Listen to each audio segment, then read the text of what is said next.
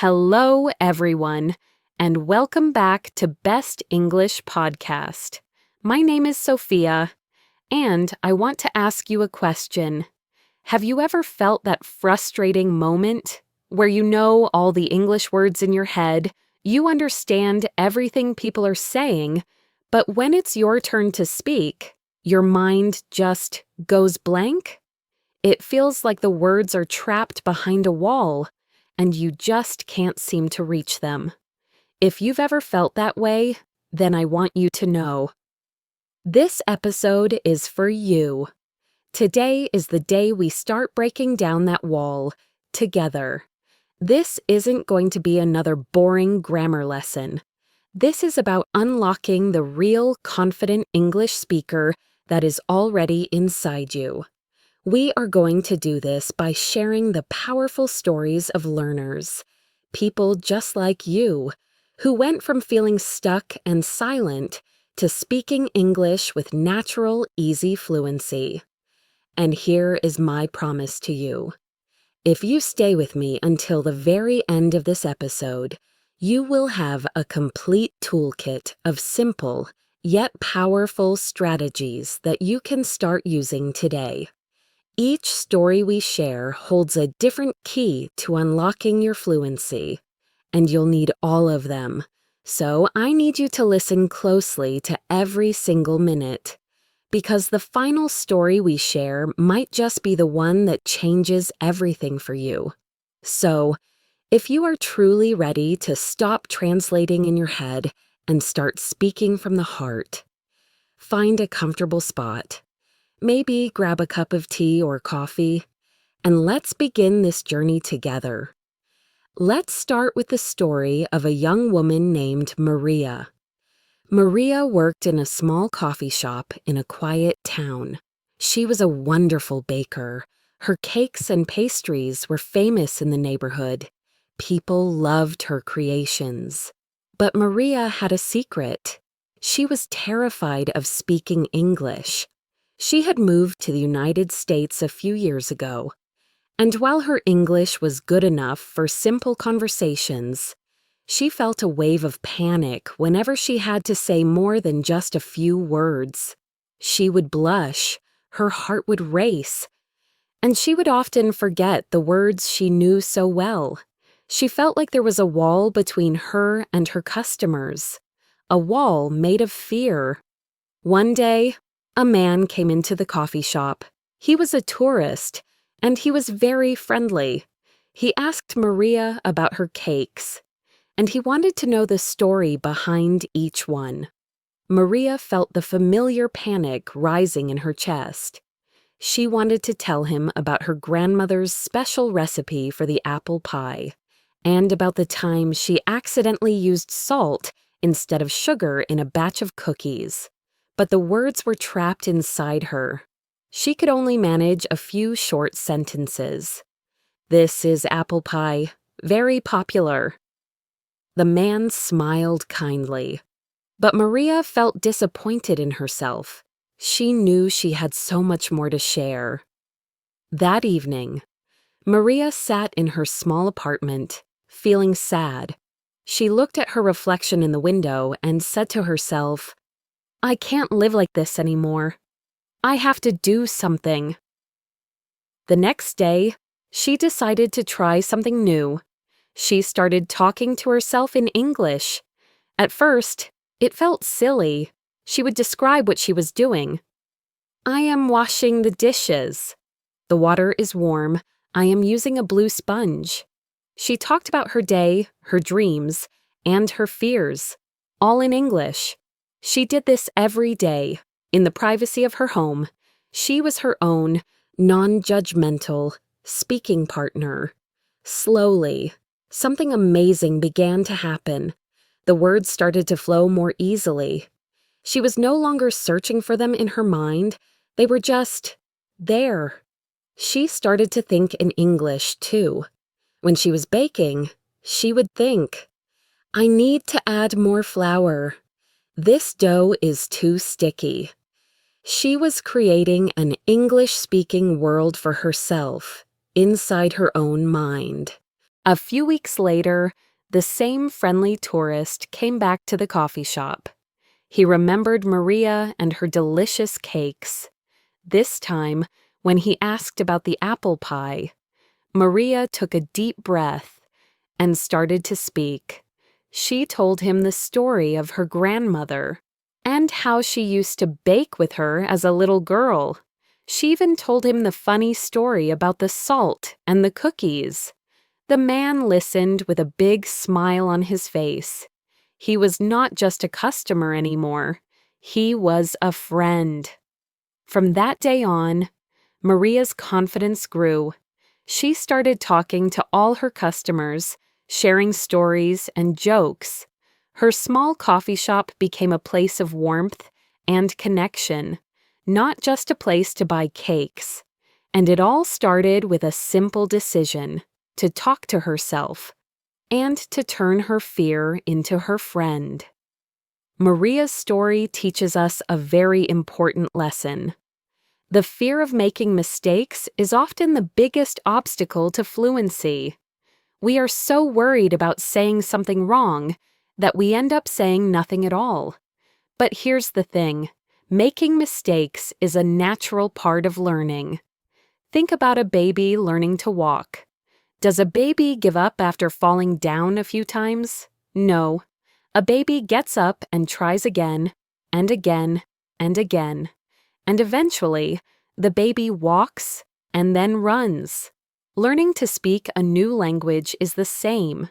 You have to be willing to fall down, to make mistakes, and to laugh at yourself sometimes.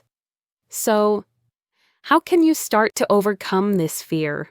Just like Maria, you can start by talking to yourself. This might sound strange, but it's a very powerful technique. When you talk to yourself, there is no pressure. No one is judging you. You can take your time, and you can experiment with new words and phrases. You can describe your surroundings. You can talk about your plans for the day. You can even have a conversation with yourself. For example, you could say, "So, what should I have for dinner tonight? I'm thinking about making pasta. I have some tomatoes and garlic and onions. That sounds delicious. Yes, I think I'll make pasta." This simple practice can help you to get used to the sound of your own voice speaking English, and it can build your confidence in a safe and comfortable way. Another important lesson from Maria's story is the idea of thinking in English. Many learners translate in their heads. They think of what they want to say in their native language, and then they try to translate it into English. This process is slow, and it often leads to unnatural-sounding sentences. When you start to think in English, you are bypassing this translation step. You are connecting your thoughts directly to the English language. This is a key skill for fluency. How can you practice thinking in English? You can start with small things. When you wake up in the morning, try to think in English. Good morning. It's a beautiful day. I need to get up and make some coffee. What? When you are walking down the street, you can describe what you see in your mind. That's a tall building. There are a lot of people on the street today. I see a red car. The more you do this, the more natural it will become. You will start to dream in English, and you will find that the words come to you much more quickly when you are speaking. Now, let's move on to another story. This is the story of a man named David. David was a software engineer. He was very smart, and he was excellent at his job. He could write complex code and solve difficult problems. But when it came to speaking English, he felt like a beginner. He worked for a large international company, and he often had to participate in meetings with his colleagues from the United States and the United Kingdom. In these meetings, he would feel completely lost. Everyone seemed to speak so fast, and they used so many words and phrases that he had never heard before. He would sit in silence, afraid to say anything, for fear that no one would understand him. One day, his manager called him into his office. His manager was a kind man, and he told David that his work was excellent, but he needed to be more active in meetings. He needed to share his ideas and contribute to the discussions. David felt a sense of dread. How could he do that when he couldn't even follow the conversation? That weekend, David decided to take action. He knew he needed to improve his listening skills, and he needed to learn the way native speakers really talk. So, he started watching American movies and TV shows. But he didn't just watch them for fun. He watched them with a purpose. He would choose a short scene, maybe just a minute or two long, and he would listen to it over and over again. He would pay attention to the way the actors pronounced the words, the rhythm of their speech, and the intonation they used. He would try to imitate them, repeating the lines out loud, trying to sound exactly like them. This technique is called shadowing. At first, it was very difficult. He felt clumsy, and his pronunciation was not very good, but he didn't give up. He practiced every day, for at least 30 minutes. He would record himself speaking, and then he would compare his voice to the actors' voices. He noticed that native speakers often connect their words together. For example, instead of saying going to, they would say gonna. Instead of want to, source, they would say wanna. He started to practice these connected speech patterns. He also started to pay attention to filler words. These are the small words and sounds that people use when they are thinking of what to say next. Words like like, you know. He noticed that he would often pause in silence when he was speaking, which made him sound hesitant and unsure. He started to use some of these filler words in his own speech. This made him sound more natural, and it gave him a little extra time to think. After a few months of consistent practice, David started to notice a big difference. He could understand his colleagues in meetings much better. The speed of their speech no longer seemed so overwhelming, and when it was his turn to speak, he felt more confident. He started to share his ideas, and he was surprised to find that his colleagues were very interested in what he had to say. He was no longer the silent man in the corner. He was an active and valued member of the team. David's story shows us the power of listening and imitation. To speak English fluently, you need to have a good understanding of how the language sounds.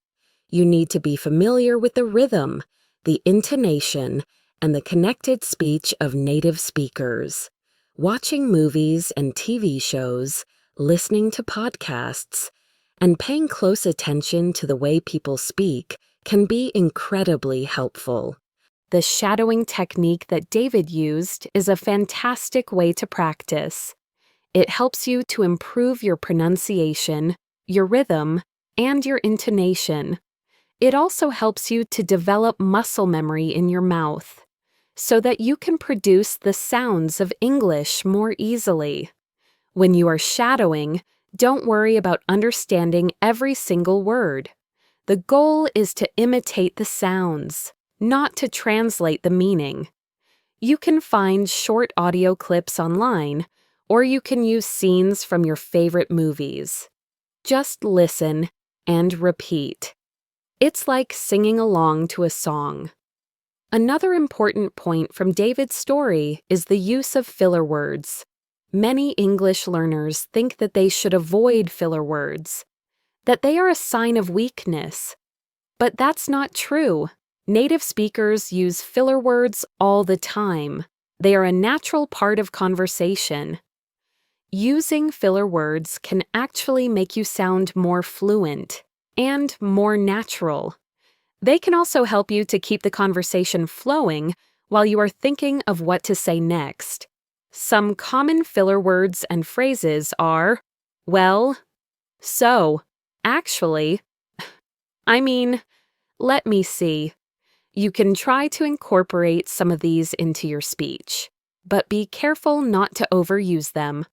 A little bit goes a long way. Let's continue with another story. This one is about a woman named Sarah. Sarah was a university student. She was studying to be a doctor. She was very dedicated to her studies, and she spent most of her time in the library reading thick medical textbooks. Her reading and writing skills in English were excellent. She could write long, complex essays with perfect grammar. But when she had to speak, she struggled. She was very shy, and she found it difficult to start conversations with people. She felt like she had nothing interesting to say. In her final year of university, she had to do a presentation in front of her entire class. The thought of speaking in front of so many people filled her with terror. She knew she had to do something to improve her speaking skills, and fast. Sarah decided to join a language exchange group. In this group, she met people from all over the world who wanted to practice speaking English. She was very nervous at first. She would sit quietly, listening to the others talk. But the people in the group were very friendly, and they encouraged her to speak. She met a man named Tom, who was from Australia. Tom was very outgoing, and he loved to talk. He told Sarah that the best way to improve her speaking was to just speak. He said, "Don't worry about making mistakes. Just talk about anything. Talk about your day, your hobbies, your dreams." So, Sarah started to talk. She talked about her studies, her love for old movies, and her dream of traveling the world. She found that the more she talked, the easier it became. She started to feel more comfortable and more confident. She even started to make jokes and to laugh with her new friends. When the day of her presentation arrived, Sarah was still nervous, but she was not terrified.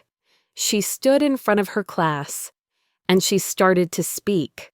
She talked about her research with passion and with confidence. She made eye contact with her audience, and she smiled. Her presentation was a huge success. Her professor was very impressed, and her classmates congratulated her. After the presentation, Sarah realized that she had not only improved her speaking skills, she had also made new friends and discovered a new side of herself.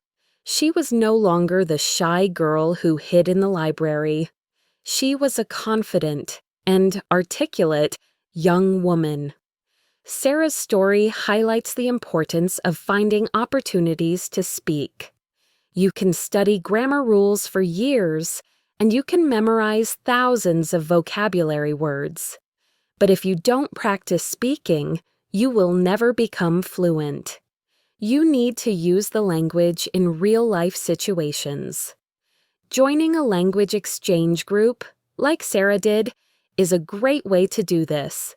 You can meet other people who are also learning English, and you can practice speaking in a supportive and friendly environment. You can find language exchange groups online or in your local community. If you can't find a language exchange group, you can try to find a speaking partner. This could be a friend, a family member, or someone you meet online. You can agree to talk in English for a certain amount of time each week. You can talk about anything you want. The important thing is to just speak. Another great way to practice speaking is to join a club or a group that is based on your interests. Do you like to read? Join a book club. Do you like to play sports? Join a sports team. When you are doing something you enjoy, you will feel more relaxed, and you will be more likely to talk. And you will be learning new vocabulary related to your hobby at the same time. The key is to create a life for yourself where you have to use English. Don't just be a passive learner. Be an active user of the language. Speak as much as you can, whenever you can. And remember, every conversation, no matter how small, is a step towards fluency. Now, I want to share a story about a young man named Kenji. Kenji was from Japan, and he had recently moved to the United States to study art. He was a talented painter, but he found it very difficult to express his ideas in English. He felt that his English was too simple, too basic. He wanted to be able to talk about his art in a more sophisticated way. He decided to focus on building his vocabulary. He started to read a lot, everything from novels to newspapers to magazines. Whenever he came across a new word, he would write it down in a notebook. He would also write down the definition of the word and a sentence using the word. He would review his notebook every day, and he would try to use the new words in his conversations. But he soon realized that just memorizing words was not enough. He needed to understand how the words were used in context. So, he started to pay attention to collocations. Collocations are words that are often used together. For example, we say heavy rain, not strong rain. We say make a decision, not do a decision. He started to notice these patterns in the books he was reading and in the conversations he was having. He also started to use a technique called word association. When he learned a new word, he would try to connect it to other words that he already knew. For example, when he learned the word vibrant, he would think of other words like colorful, bright, and lively. This helped him to remember the new word, and it also helped him to build a network of related words in his mind. Kenji's hard work paid off. His vocabulary grew, and he was able to express himself more accurately and more eloquently. He was able to talk about his art with passion and with detail. He could explain the meaning behind his paintings, and he could discuss the techniques he used. He even started to write articles about his art for a local magazine. Kenji's story teaches us that a rich vocabulary is an important part of fluency. When you have a wide range of words at your disposal, you can express yourself more precisely and more creatively. You can say exactly what you mean, and you can avoid repeating the same words over and over again. So, how can you build your vocabulary? Like Kenji did, reading is one of the best ways. When you read, you are exposed to a wide variety of words, and you can see how they are used in context. Choose books, articles, and websites that you are interested in. When you are reading something you enjoy, you are more likely to stay motivated. Keeping a vocabulary notebook is also a great idea. When you write down new words, you are actively engaging with them, which helps you to remember them. Don't just write down the word and its definition. Try to write down a sentence that is meaningful to you. A sentence that you can imagine yourself using in a real conversation. Learning about collocations is another powerful technique. When you learn a new word, try to find out which other words it is often used with. You can use an online collocation dictionary for this. When you learn words in chunks, rather than in isolation, you will sound more natural, and you will be able to speak more fluently. And finally, try to use the new words you're learning Don't just keep them in your notebook. Make an effort to use them in your conversations and in your writing. The more you use a new word, the more likely you are to remember it. Let's turn our attention to the story of a woman named Fatima. Fatima was a stay-at-home mom. She had 2 young children, and her days were very busy. She had always dreamed of speaking English fluently, but she felt that she didn't have enough time to study. She couldn't go to a language school, and she didn't have a lot of money to spend on books and courses. But Fatima was a very resourceful woman. She decided to use the technology that she had at her fingertips. She downloaded a language learning app on her phone. She used the app whenever she had a spare moment, while she was cooking, while she was waiting for her children to finish school, and before she went to bed at night. The app had short, interactive lessons that were perfect for her busy schedule. She also started to listen to podcasts in English. She would listen to them while she was doing housework or while she was going for a walk. She found a podcast about gardening, which was one of her passions. She learned a lot of new vocabulary about plants and flowers, and she also enjoyed listening to the host's friendly and engaging voice. Fatima also discovered the power of online communities. She joined a Facebook group for English learners. In this group, she could ask questions, share her experiences, and connect with other learners from all over the world. She even found a speaking partner in the group, a woman from Brazil named Isabella. Fatima and Isabella would talk on Skype once a week. They would talk about their children, their hobbies, and their dreams. They became good friends, and they helped each other to improve their English. Through her creative use of technology, Fatima was able to make learning English a part of her daily life. She didn't have to set aside hours and hours for studying. She learned in small, manageable chunks, and she made it fun. And slowly, but surely, her English improved.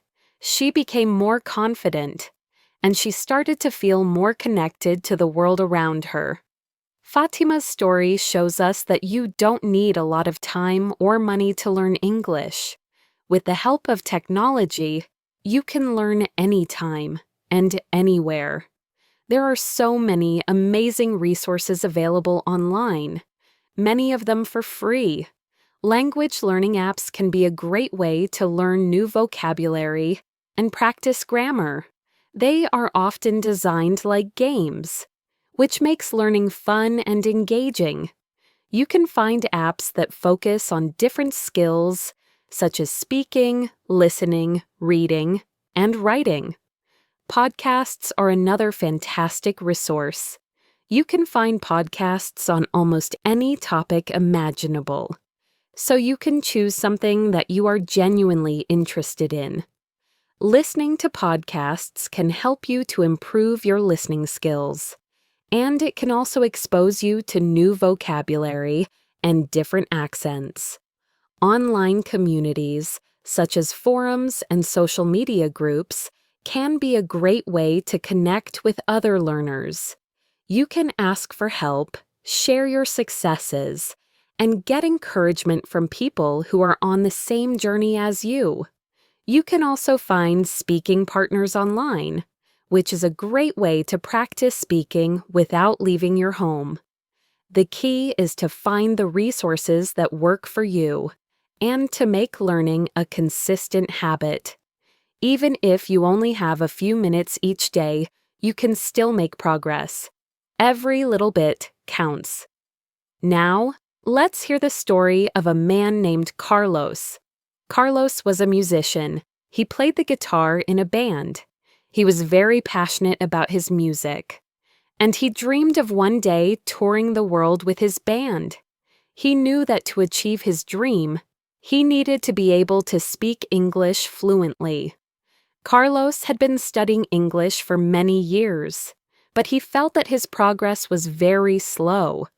He would get frustrated, and he would often feel like giving up. He was a perfectionist, and he wanted to be able to speak English perfectly, without any mistakes. This pressure that he put on himself was actually holding him back. One day, he was watching an interview with his favorite guitarist, a famous musician from the United States. The guitarist was talking about how he learned to play the guitar. He said, "I didn't become a great guitarist overnight. It took years of practice, years of making mistakes, and years of not giving up. The key is to be patient with yourself and to celebrate the small wins along the way." These words really resonated with Carlos. He realized that he had been too hard on himself. He had been so focused on the destination, on speaking English perfectly, that he had forgotten to enjoy the journey. He decided to change his mindset. He started to focus on making small, consistent improvements rather than trying to be perfect. He started to celebrate his small wins. When he learned a new word, he would give himself a pat on the back. When he had a successful conversation in English, he would feel a sense of accomplishment. He also started to be more patient with himself. He accepted that he would make mistakes, and he saw them as opportunities to learn, not as failures. He started to have more fun with the language. He started to write songs in English, and he even started to do open mic nights at a local cafe, where he would sing his songs and talk to the audience in English. This change in mindset had a huge impact on Carlos's progress. He started to enjoy learning English, and he started to make much faster progress. He was no longer afraid of making mistakes, and he was more willing to take risks and try new things. And eventually, his dream came true. He and his band went on a tour of the United States, and he was able to connect with his audience and share his music with the world in English. Carlos's story reminds us of the importance of patience and a positive mindset. Learning a new language is a marathon, not a sprint. It takes time and it takes effort. There will be good days and there will be bad days. There will be times when you feel like you are making great progress. And there will be times when you feel like you are stuck. This is all a normal part of the process. The key is to be kind to yourself and to not give up. Celebrate your small successes, and don't be afraid to make mistakes. Remember that every mistake is a learning opportunity. And most importantly, try to have fun with it. Find ways to make learning English enjoyable. When you are enjoying the process, you are much more likely to stick with it. Now, let's dive into another story. This one is about a woman named Anna. Anna was a nurse, and her job was very demanding. She worked long hours, often 12 hours a day, and when she came home, she was exhausted. She desperately wanted to improve her English speaking skills because she wanted to connect better with her patients and colleagues at the hospital. But the thought of sitting down to study after a long shift felt impossible. She felt like she was stuck in a cycle, too tired to study, but too frustrated with her English to feel good at work. She needed a change, but she didn't know where to start. One evening, while scrolling on her phone, she read an article about habits. The article said that the key to achieving a big goal is not through big, dramatic actions, but through small, consistent daily habits. It talked about the idea of habit stacking, which means connecting a new habit to an existing one. This idea sparked something in Anna's mind. She already had many routines in her day that were automatic, like making coffee in the morning, driving to work, and taking a lunch break.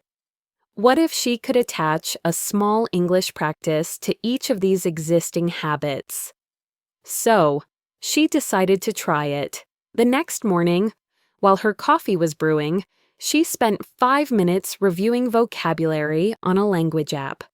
It was just 5 minutes, but it was a start. During her commute to work, instead of listening to music, she started listening to an English podcast for medical professionals. This helped her learn vocabulary that was directly useful for her job. During her 30-minute lunch break, she would find a quiet corner in the hospital cafeteria and practice speaking. She would talk into her phone's voice recorder, summarizing an interesting patient case from the morning, or simply describing her day. She didn't have a speaking partner, but she was still using the language actively. At first, it felt like a small effort. 5 minutes here, 20 minutes there. But Anna stuck with it.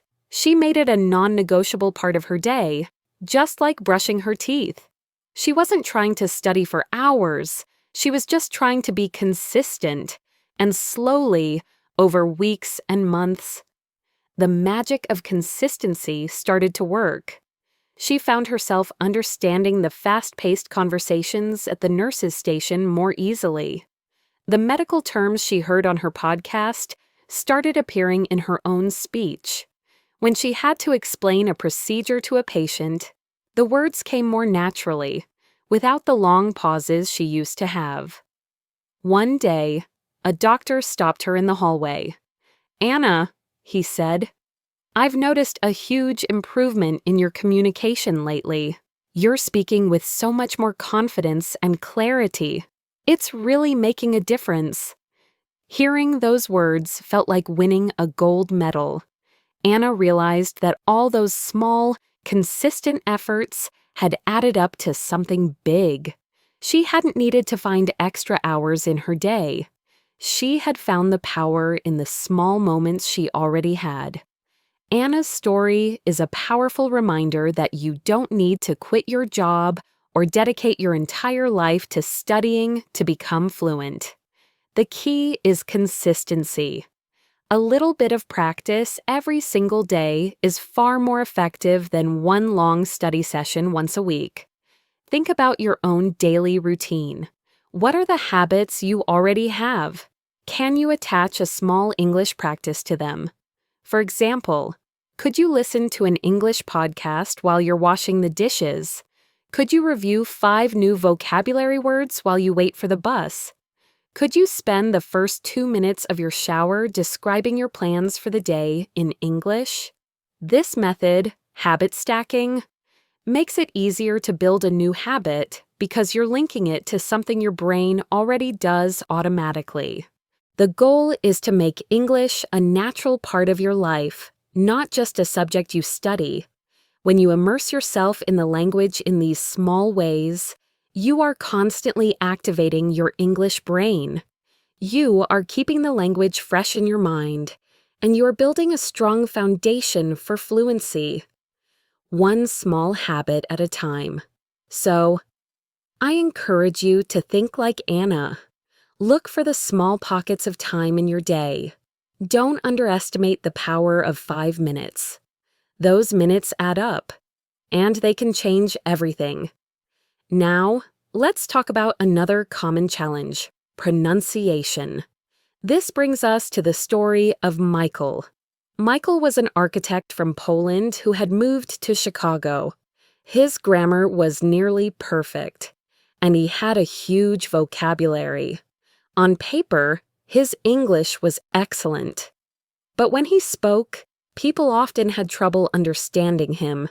They would ask him to repeat himself, or they would get a confused look on their face.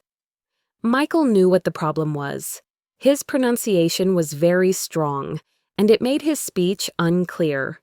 This was incredibly frustrating for him. He felt that his intelligence and his ideas were trapped behind a wall of incorrect sounds. He felt particularly bad during client presentations. He would spend weeks preparing his designs and his speech, but when he stood up to present, he could see the clients struggling to follow him. He knew they weren't questioning his designs. They were questioning what he was saying. He felt his confidence crumble with every, "I'm sorry, could you say that again?" Determined to fix this, Michael decided to take a systematic approach. He started by learning about the International Phonetic Alphabet, or IPA. This is a system of symbols that represents every sound in a language. He found that English has many vowel and consonant sounds that didn't exist in his native Polish. For example, the th sound in words like think and that was very difficult for him. In Polish, this sound doesn't exist, so he would often substitute it with a T or D sound. He found videos online that showed him exactly how to position his tongue, teeth, and lips to make these new sounds. He would stand in front of a mirror and practice, watching his mouth as he tried to replicate the sounds.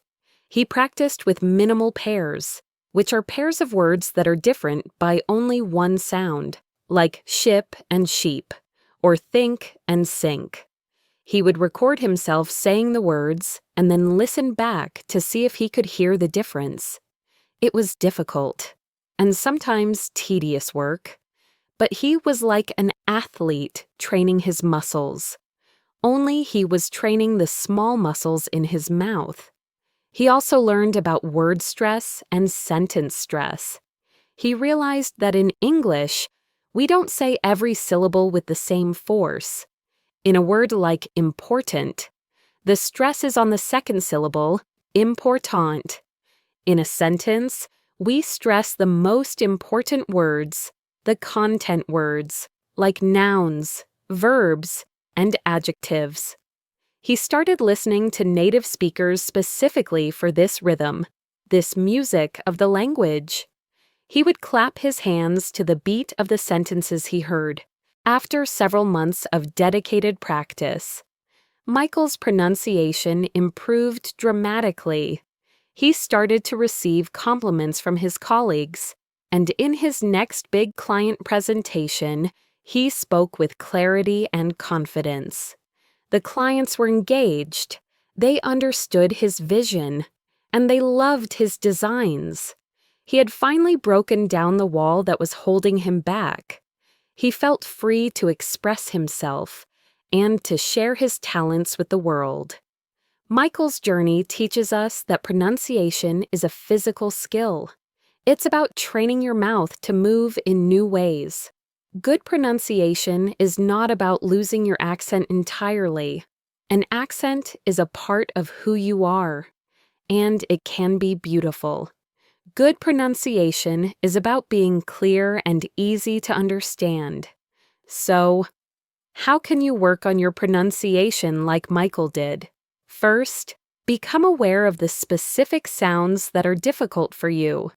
These are often the sounds that don't exist in your native language. You can find lists of these sounds online by searching for English pronunciation problems for speakers of your native language. Once you know which sounds to focus on, you can find resources to help you practice. There are many great videos on YouTube that show you how to produce each sound. Using a mirror is a fantastic tool because you can see what your mouth is doing. Practicing with minimal pairs is also very effective, as it trains your ear to hear the subtle differences between sounds. And don't forget about the music of English, the stress, rhythm, and intonation. Listening to native speakers and trying to imitate their melody can make a huge difference in how natural you sound. The shadowing technique, which we talked about earlier, is perfect for this. Improving your pronunciation takes time and effort, but it is one of the most worthwhile investments you can make in your English learning.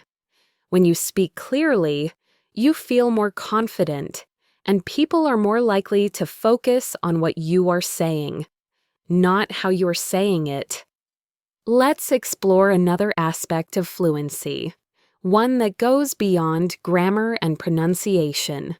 This is the story of Khloe, a French graphic designer living in New York City. Khloe was fluent in English in the traditional sense. She rarely made grammatical mistakes. Her vocabulary was impressive, and her pronunciation was quite good. She could discuss art and design for hours.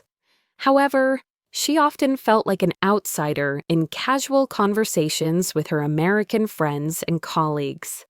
They would use phrases and jokes that went completely over her head.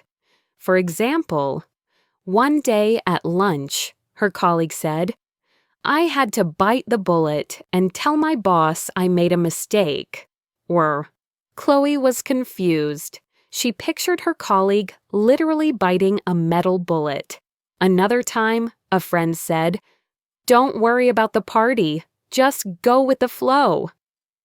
Khloe didn't understand what flow she was supposed to go with. She felt like she was missing a secret code. She could speak the language, but she didn't always understand the culture behind the language.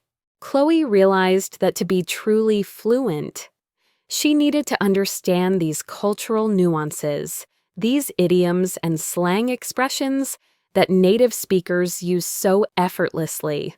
So, she started a new kind of learning project. She began watching popular American sitcoms, like Friends and The Office, but this time with a specific mission. She kept a notebook next to her, and every time she heard a phrase she didn't understand, she would pause the show and write it down. Then, she would do some research. She would look up the meaning of the idiom, phrases like break a leg, spill the beans, or hit the road. She wouldn't just learn the definition, she would try to understand the context in which it was used. She started to see patterns. Many idioms were related to sports, like knock it out of the park, or to animals, like let the cat out of the bag. She started to try using these idioms in her own conversations. The first few times, she felt a bit awkward, as if she were an actor delivering a line. She once told a friend who was nervous about a job interview to break a leg, and her friend laughed and said, "Thanks, you're sounding more and more like a New Yorker every day." This small success gave her a boost of confidence. She was starting to crack the code. As she learned more about the language, she also learned more about the culture. She understood the American sense of humor better, the directness in communication, and the friendly, informal way people interacted. She started to feel less like an observer and more like a participant. She could now not only understand the jokes, but she could make them too. She was no longer just speaking English. She was speaking American English. Khloe's story illustrates a vital point. Fluency is not just about words, it's about culture. Every language is deeply connected to the culture of the people who speak it. Idioms, slang, and cultural references are the colors and spices of a language. Learning them can help you to sound more natural, to understand native speakers better, and to connect with people on a deeper level. So, how can you improve your cultural fluency? Watching TV shows and movies from the country where the language is spoken is an excellent way. They provide a window into the culture, and they are full of natural, everyday language. As you watch, pay attention to the informal language, the jokes, and the cultural references. Reading books, magazines, and blogs can also be very helpful. Look for materials that are written for native speakers, not just for language learners. This will expose you to the language as it is really used. And don't be afraid to ask questions. If you hear a phrase you don't understand, Ask a native speaker what it means. Most people are happy to explain, and they will appreciate your curiosity and your effort to learn. Learning idioms can be fun. You can find lists of common idioms online, or you can use an idiom dictionary. Try to learn one new idiom a week, and make an effort to use it in a conversation. The more you use them, the more natural they will become. And you will find that it adds a new level of richness and expressiveness to your English. Now, I want to talk about something that almost every language learner experiences at some point. It's called the intermediate plateau. This brings us to the story of Javier. Javier was an IT specialist from Mexico who had been living in Texas for 3 years. When he first arrived, his English improved very quickly. He went from being a beginner to being able to have conversations about everyday topics. He was proud of his progress. But then, something happened. Or rather, nothing happened. He felt stuck. For almost a year, he felt like his English wasn't improving at all. He could communicate, but he kept making the same grammatical mistakes. He used the same simple vocabulary over and over again. He could understand most conversations, but he struggled with fast speech, movies, and complex topics. He was on the intermediate plateau, and it was a frustrating place to be. He felt like he was running on a treadmill, putting in the effort, but not going anywhere. He almost gave up. He thought, maybe this is as good as it gets. I can survive with this level of English. But his desire to be truly fluent was stronger than his frustration. He decided he needed to change his approach. What got him to the intermediate level was not going to get him to the advanced level. First, he got very specific about his weaknesses. He asked a native-speaking friend to have a conversation with him and to write down every mistake he made. It was a little painful to see the list, but it was also incredibly helpful. He saw that he consistently made mistakes with prepositions, like on, in, and at, ing, and with verb tenses. Next, he decided to push himself out of his comfort zone. He had been consuming a lot of English material that was designed for learners. He decided to switch to material designed for native speakers.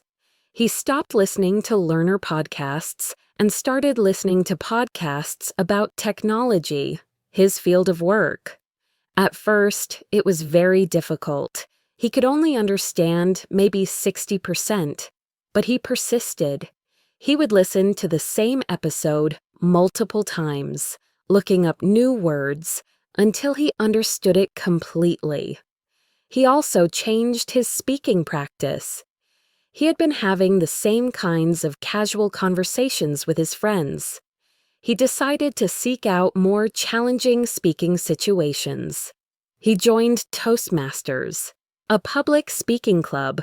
The idea of giving a speech in English was terrifying, but he knew that's exactly why he had to do it.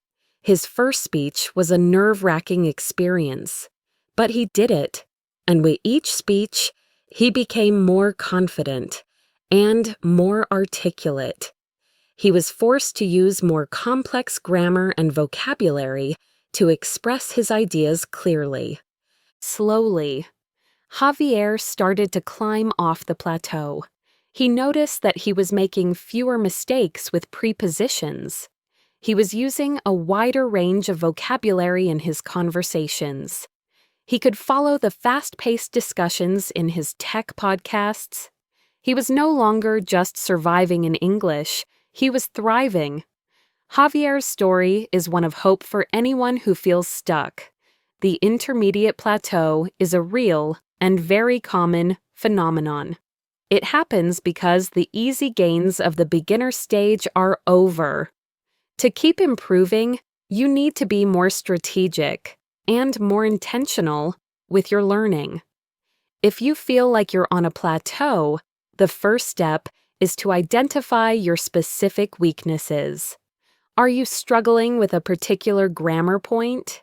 Is your vocabulary limited? Is your listening comprehension holding you back? Once you know what to work on, you can create a targeted plan. The second step is to increase the level of challenge. If you're only consuming material that is easy for you to understand, you're not going to grow. You need to engage with material that is slightly above your current level. This is called comprehensible input +1. It should be challenging, but not so difficult that you feel completely lost. And finally, you need to challenge yourself in your speaking and writing. Put yourself in situations where you have to use more complex language. Join a debate club, start a blog, give a presentation, do something that scares you a little. This is where the real growth happens. Breaking through the plateau is not easy, but it is possible. It requires a new level of dedication and a willingness to step outside your comfort zone. But the feeling of finally reaching that next level of fluency is incredibly rewarding. So, we have talked about overcoming fear, improving listening, finding speaking partners, building vocabulary, using technology, being patient, improving pronunciation, understanding culture, and breaking through the plateau. All of these are essential pieces of the fluency puzzle.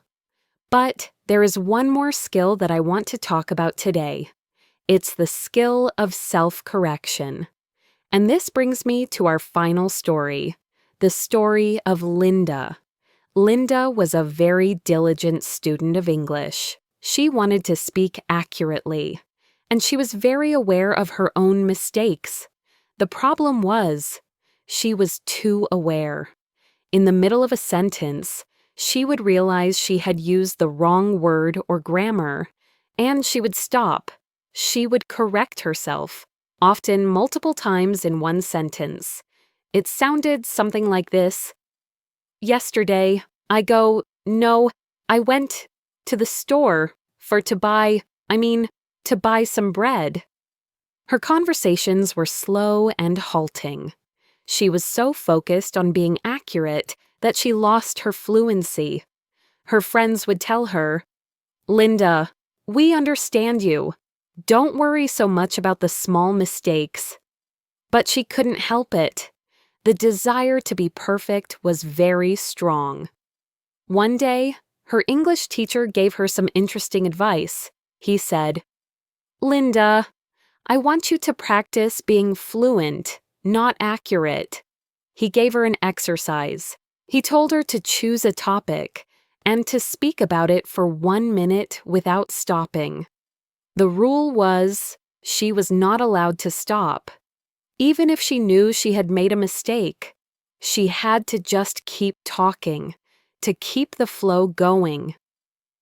The first time she tried it, it was very difficult. Her brain was screaming at her to stop and correct herself, but she forced herself to keep going. The minute felt like an hour. When she was done, she listened to the recording. It wasn't perfect, but it was a continuous stream of speech. It sounded more like a real conversation. She continued to do this exercise every day. She would talk about her day, her hobbies, a movie she had watched. She was training her brain to prioritize fluency over accuracy. She was learning to let go of the small mistakes and to focus on getting her message across. Of course, accuracy is still important. So, her teacher gave her a second exercise.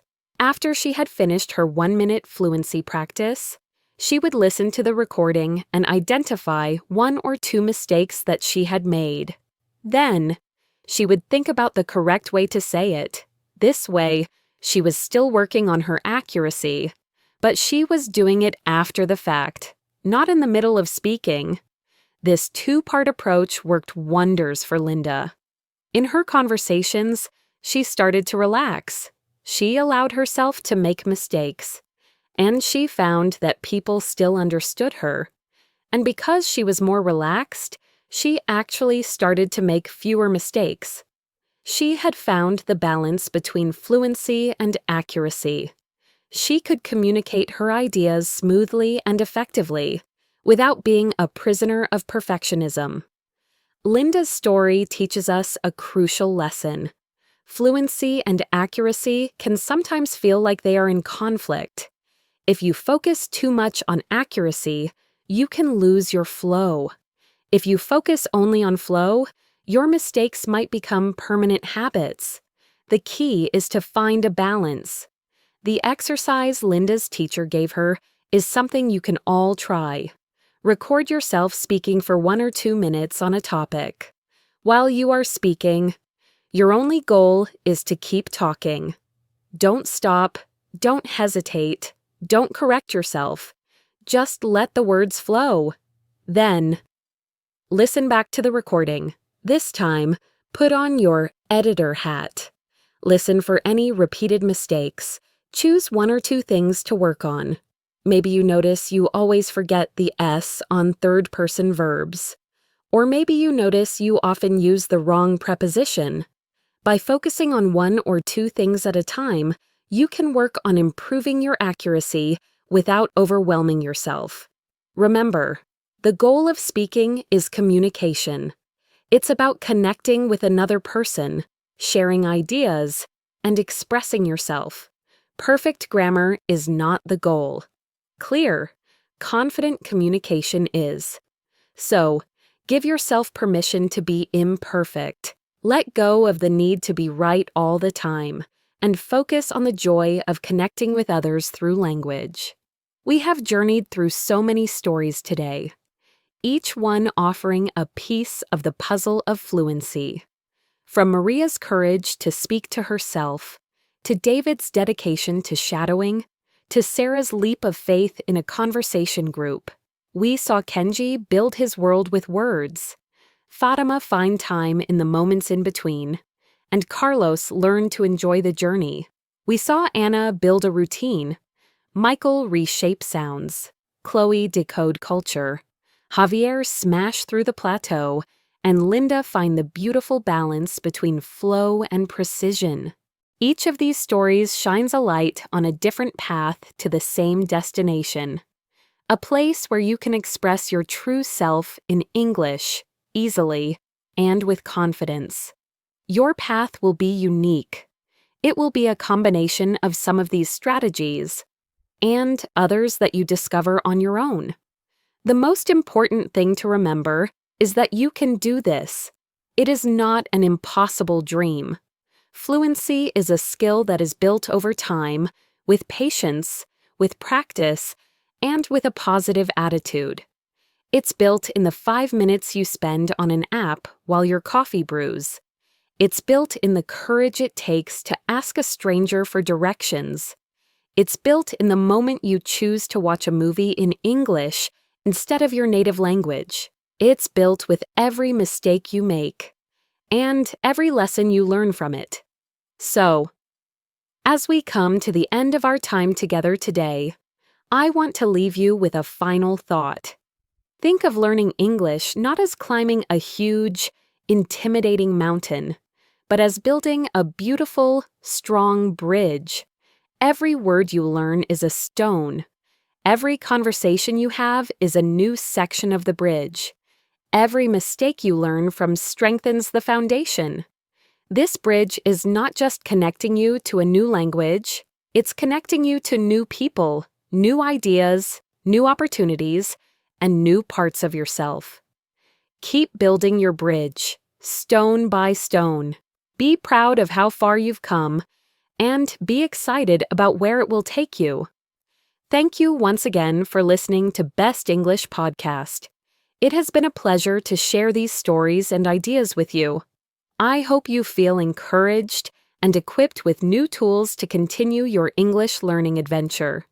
If this episode has helped you, please consider sharing it with a friend who is also learning English. And don't forget to subscribe to our podcast so you'll never miss an episode. We have so many more topics to explore together. Please also take a moment to leave a review. It truly helps our podcast grow and reach more learners around the world. And finally, make sure you have your notifications turned on. That way, you'll be the first to know when our next episode is ready for you. Until next time, keep practicing, keep learning, and keep speaking. Take care, and bye for now.